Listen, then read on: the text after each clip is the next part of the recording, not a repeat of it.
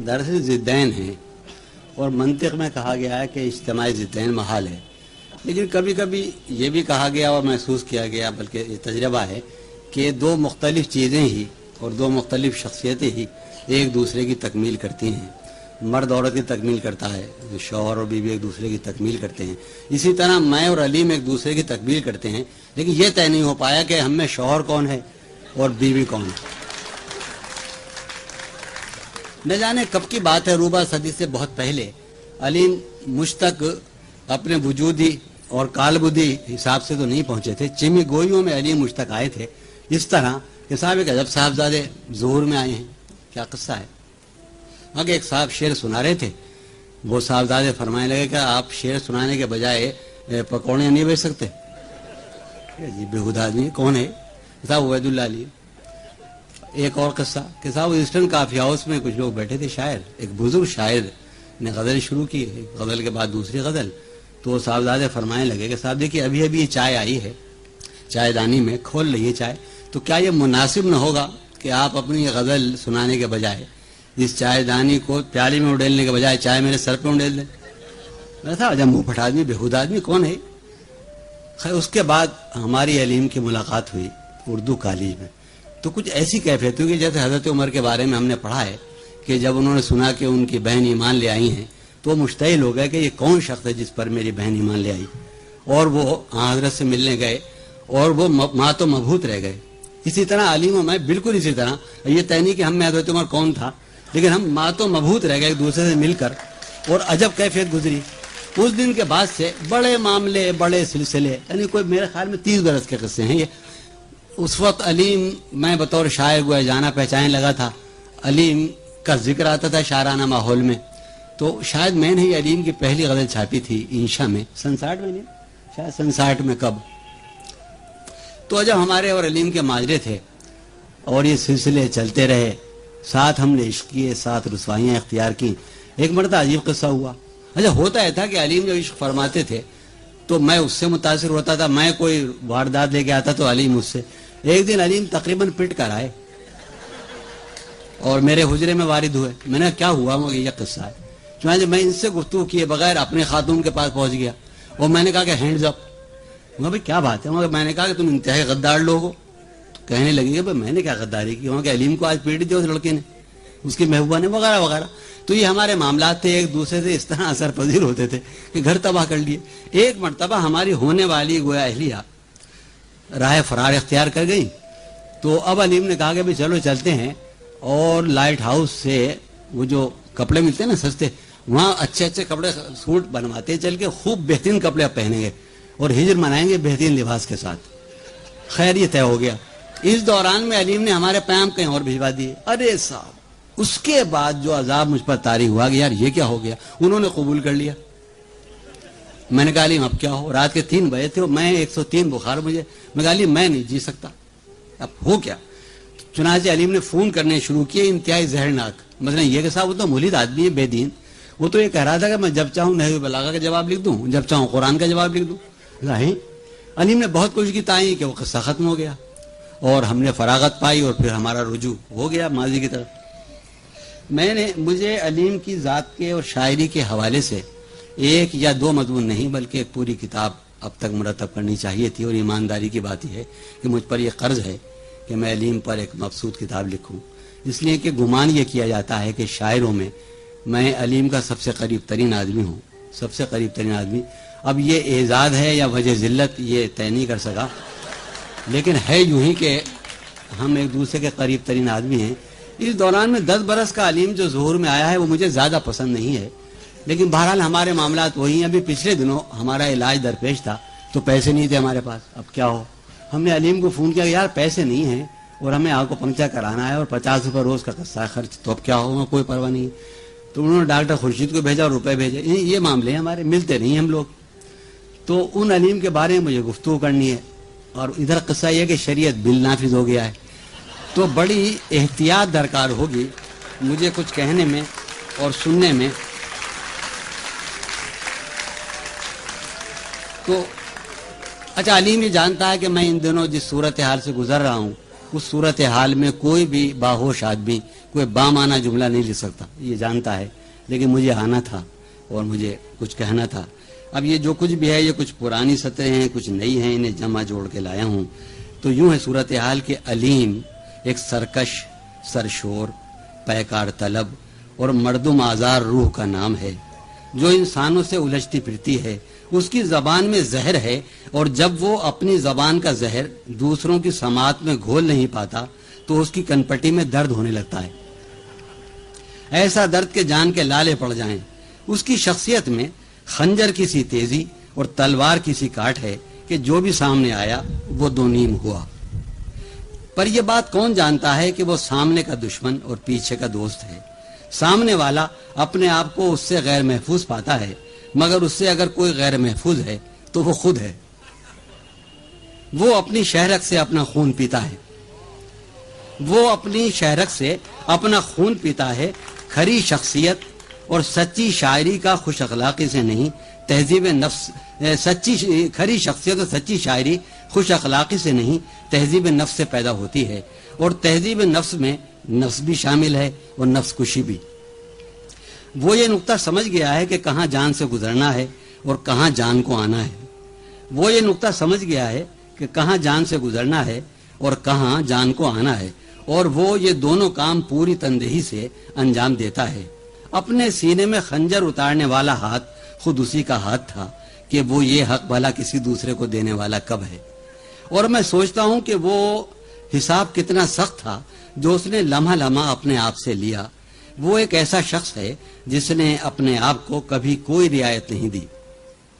اس نے اپنے آپ پر سامنے سے بھی وار کیا ہے اور پیچھے سے بھی۔ علیم نے اپنے ساتھ مجھ سے بھی خون تھکوایا ہے کہ میں اس کا یار تھا۔ پشکن نے اپنے شاعر سے جو بات کہی تھی وہی بات میں علیم سے کہتا ہوں، اور وہی بات وہ خود بھی اپنے شاعر سے کہتا رہا ہے۔ کوئی اقتباس شروع، کوئی اجر طلب نہ کر، اس لیے کہ تیرا اجر تیرے سوا کوئی بھی نہیں دے سکتا۔ تو خود ہی اپنے بارے میں داوری اور فیصلہ دہی کرنے والا ہے کہ تیرے بارے میں کوئی بھی تجھ سے زیادہ سخت گیر نہیں ہے۔ اے مشکل طلب شاعر، کیا تو اپنے کام سے راضی ہے؟ کیا تو اپنے دل کو خرسند پاتا ہے؟ اگر ایسا ہے تو پھر بھلا اس کی کیا پرواہ ہے کہ لوگ تجھ سے دشمنی رکھتے ہیں، تجھے برا بھلا کہتے ہیں۔ احمقوں کو اس عبادت گاہ کی دہلیز پر تھوکنے بھی نہ دے، احمقوں کو اس عبادت گاہ کی دہلیز پر تھوکنے بھی نہ دے جس کی محراب میں تیرے کمال فن کی آگ شعلہ زن ہے۔ یہ مجھے ایک بات یاد آئی کہ علیم سے میرے ایک جھگڑا یہ رہا کہ یار تو ترقی پسند کیوں نہیں ہے؟ تو وہ یہ کہتا ہے کہ تو سکہ بند انداز سے سوچتا ہے، جبکہ واقعہ یہ تھا کہ جب بھی عوامی اسٹیج سجے ہیں تو علیم ہمارے ساتھ پایا گیا ہے۔ تو ایک دن مجھے بات یاد آئی 2 برس پہلے، پشکن کے حوالے سے 2 برس پہلے میں اور سفت بھائی کہیں جا رہے تھے تو شاعروں کا ذکر تھا، تو سفت بھائی کہنے لگے کہ صاحب یہ خوب کہتا ہے علیم۔ میں سفت بھائی آپ علیم کی تعریف کر رہے ہیں؟ تو مجھے غصہ بھی آیا، خوشی بھی ہوئی، کچھ خوشی بھی ہوئی، ملال بھی، یہ کیا؟ تو علیم کا معاملہ یہ ہے کہ علیم سکہ بندی سے اور لیبل لگانے سے ہمیشہ ایک مختلف شخصیت کا مدعی رہا ہے، اور وہ ہمارے کو قبیلے کا آدمی، میرا آدمی ظاہر ہے، سیدھی بات ہے۔ شاعری میں علیم کا ورود ایک فتنے کا ظہور تھا۔ اس کی ذات ایک ماجرا خیز اور پیکار طلب ذات ہے، مگر میں اسے ذات کا شاعر نہیں کہوں گا جیسا کہ شہر میں سمجھا جاتا ہے۔ میں اسے ہیجان ذات کا شاعر کہوں گا، اس معنی میں کہ اس کی شاعری کا سرچشمہ ہیجان ذات ہے، جیسے کائنات کا سرچشمہ ہیجان وجود ہے۔ میرا جی چاہتا ہے کہ ہیجان ذات کے لیے تخلیقی اصل کے معنی میں ایک اور لفظ، ایک اور ماجرا ناک لفظ بھی استعمال کروں، یعنی عشق۔ اچھا، ہیجان ذات اپنے اندر سمٹنے کا عمل نہیں ہے، بڑھنے کا عمل ہے، پھیلنے کا عمل ہے، پھیلانے کا عمل ہے، مگر اس ہیجان ذات سے جو شاعری صورت پذیر ہوئی ہے وہ ہیجانی نہیں ہے، کہ ہیجان دراصل اس کی شاعری کے وجود کی قوت ہے، صورت اور معنویت نہیں۔ اس کی شاعری صورت میں رنگ ہے اور معنی میں تلاش رنگ، اس کی شاعری صورت میں رنگ ہے اور معنی میں تلاش رنگ۔ یہ تلاش رنگ وصال میں فراق و فراق میں وصال کا سفر ہے۔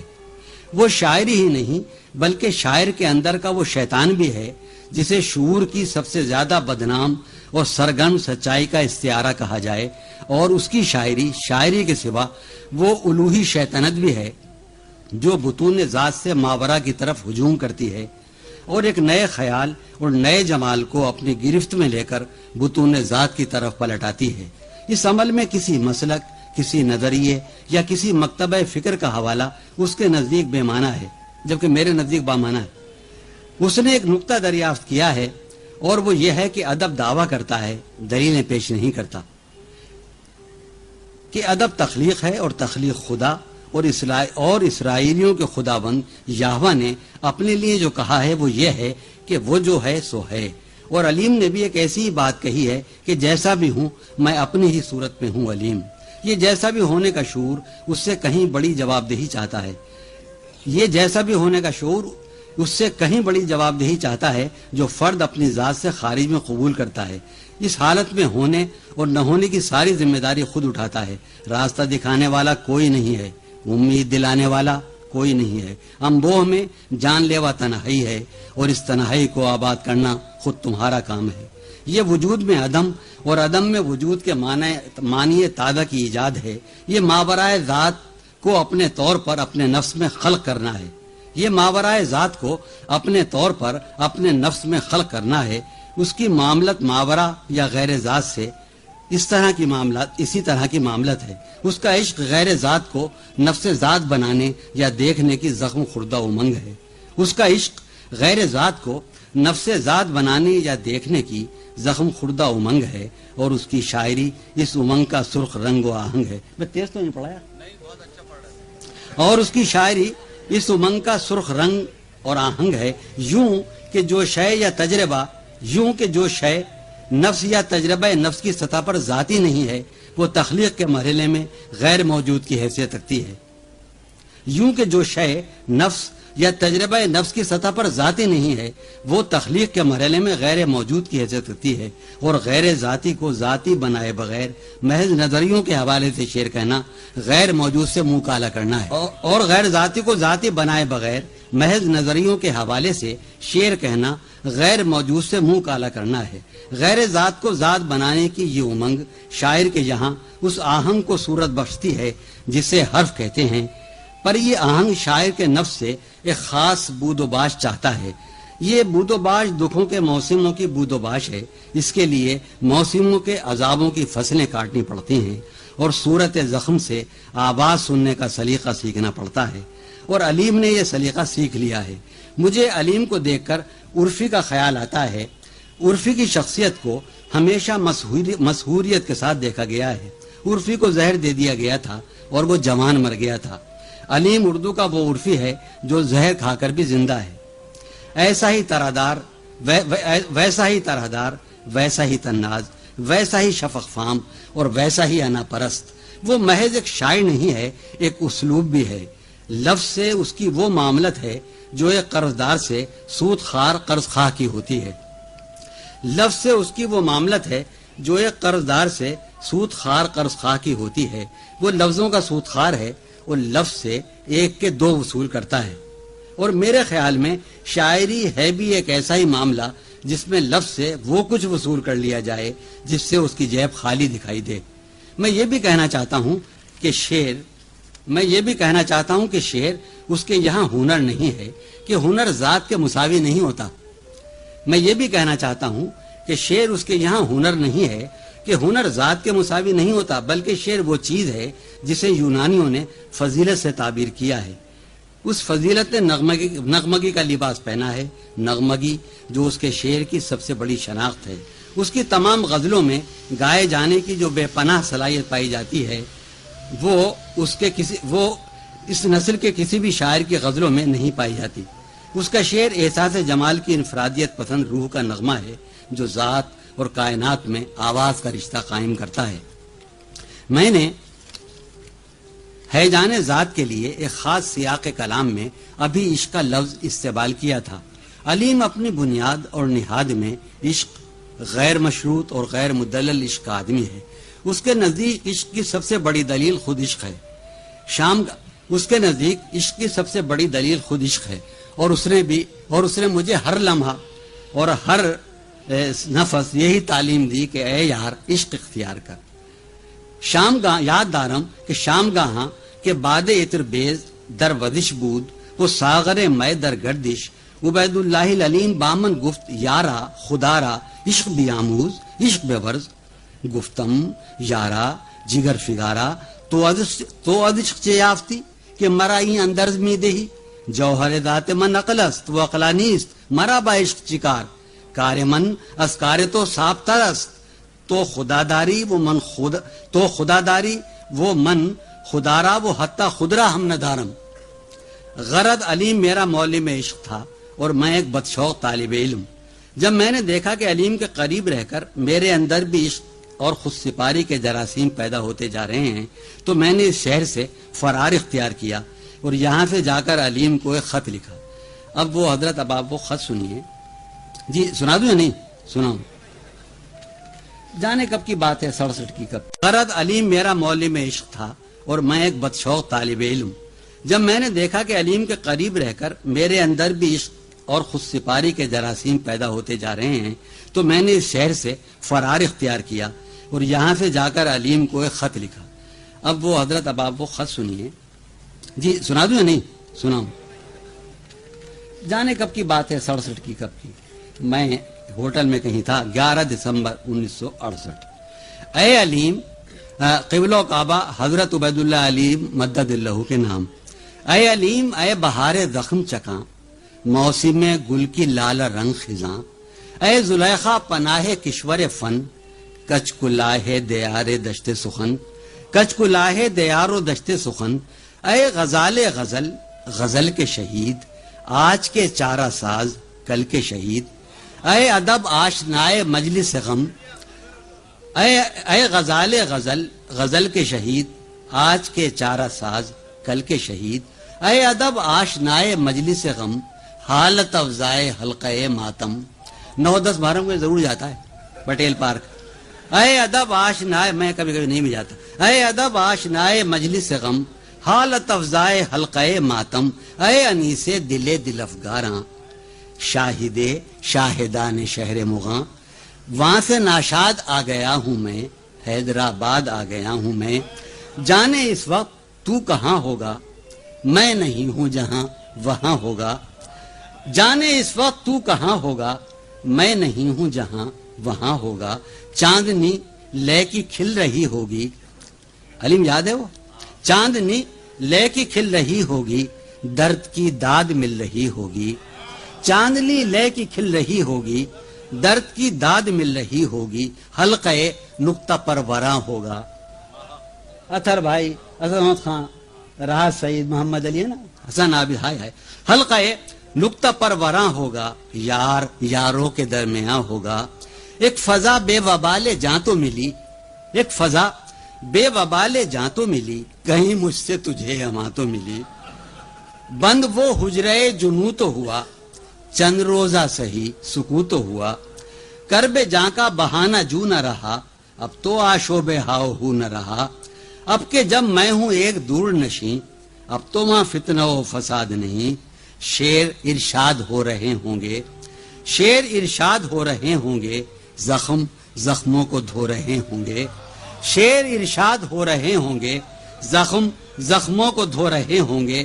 زخم اتھر، اتھر بھائی مرحوم، زخم اتھر مہک رہا ہوگا اور سینہ دہک رہا ہوگا.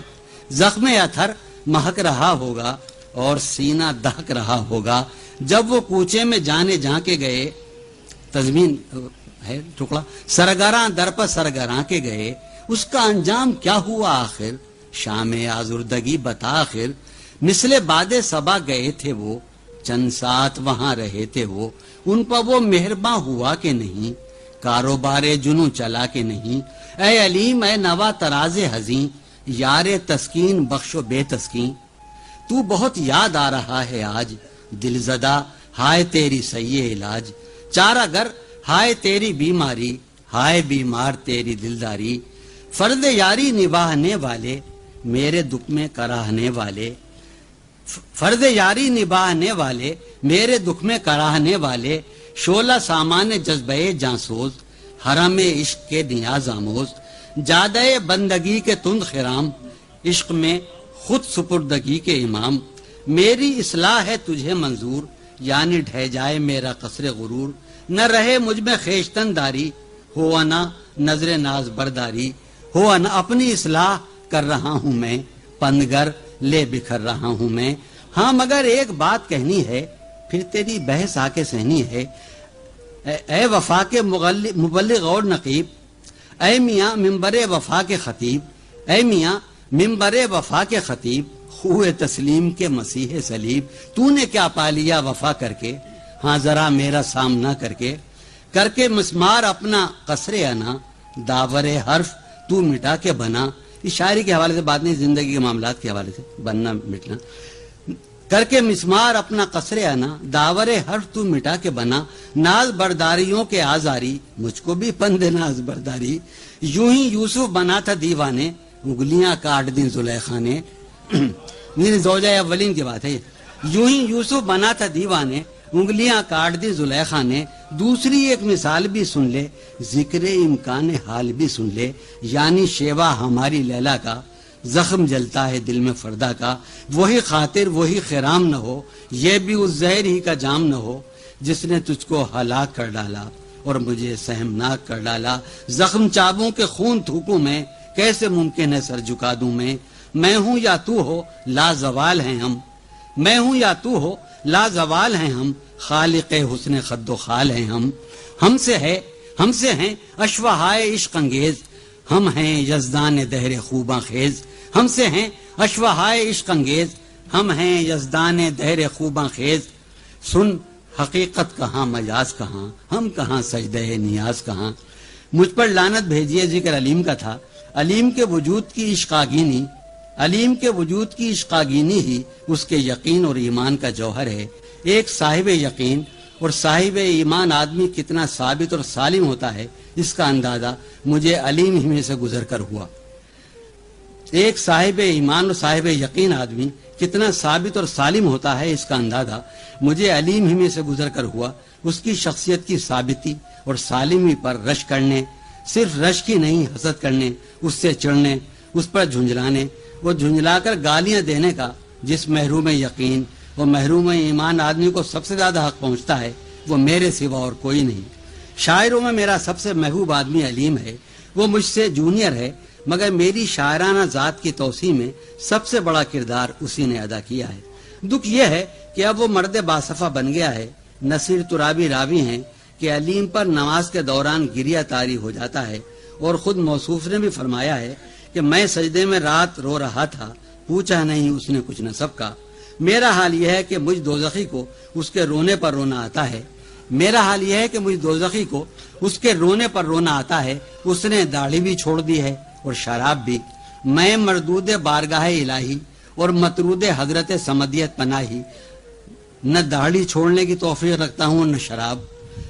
وا دریگا میں اور میرا یار جانی، ہم دونوں کتنے اجنبی ہو گئے ہیں، یار جانی لوٹ بھی آ، یار جانی لوٹ بھی آ۔